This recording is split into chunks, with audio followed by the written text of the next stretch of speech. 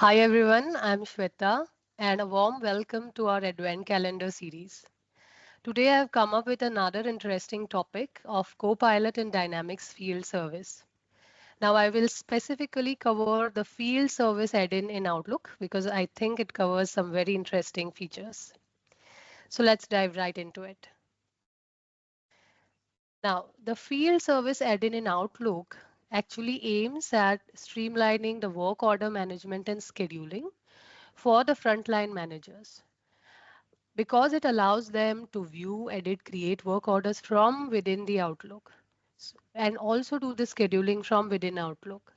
So the whole objective is to improve their productivity and their communication and support them in work order management and scheduling. Let's take a look at the features that it provides. So as I said previously, the field service add-in in Outlook will allow you to create, view, and edit work orders directly from Outlook. You don't have to go to your field service Dynamics app. You can respond to the requests of service or questions about existing requests directly from Outlook, because you will have the option to create a work order or even draft an email responding to certain questions that are being asked by your customer. And the last one is that you can also schedule and reschedule bookings from within Outlook using this add-in. So the last one is something very interesting and I personally liked it. First, let us understand what are the prerequisites to be able to use this field service add-in in Outlook. Now, since it's a Copilot related feature, we have to have this consent given, that is to move the data across regions. Now, this is a consent that has to be set up by your tenant admin in the admin center. The consent is set up by default for US, Australia, India, UK, and Europe, but for other countries, the admins need to check it. The field service for Outlook add-in should be installed by your admin from the app source. Once that is done, then you will be able to use it. The add-in is supported by Outlook on the web as well as Outlook 2013 or later versions on both Windows and Mac OS. It is supported in most of the geographies. As far as I have gone through the details, the list is long, so you can also go through the list and check if it is supported in your geography before trying this feature out. When it comes to language support, now when you're using this add-in in Outlook and web, it will be considering your browser language. And if you're using it on your desktop, then it will be considering your desktop's language for the language support in this add-in. And another interesting thing is that it also supports shared mailboxes, which is usually the case for most of the service organizations because they have shared mailboxes across countries or regions. So this add-in is supported there as well. So that covers the list of prerequisites that I wanted to cover. And now let's dive into the demo. So I have added screenshots for the add-in installation part, and then the actual working within the Outlook, I will show it in a live demo for you. So I have already installed this add-in, and this is how the add-in will look like. It's Dynamics 365 field service for Outlook. In the app source, your admin has to just get it now, and then the installation process will start. This is the first step. So it asks you if it's a test deployment or not. Now, in my case, it was, so you can select the option accordingly.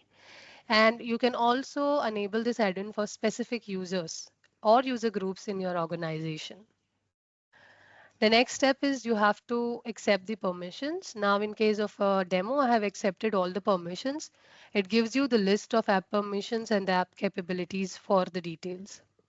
So once you have accepted the permissions, you are on the final step wherein you review all the details and click on Finish Deployment to finish the deployment of the app. And once the deployment is completed, as you can see in the screenshot, you will be able to see the add-in as a help pane or a side pane within your Outlook. So let's now go to our live demo to see how this works. So we are in a live demo. I have opened up an email, and as you can see over here in the list of apps, I can already see a field service add-in app available. But this was not the case when I installed it for the first time. I had to go to the apps over here and add this app specifically. And then once you start using it frequently, it automatically is available in this list of apps over here. Yeah. So now consider this scenario wherein I have got an email from one of my customers that they have some issues with their filters. So let me try to open this field service add-in and check further details. So for the first time, it takes a bit of time because it is signing in with the email ID that you use for the Outlook, and then is trying to open the details.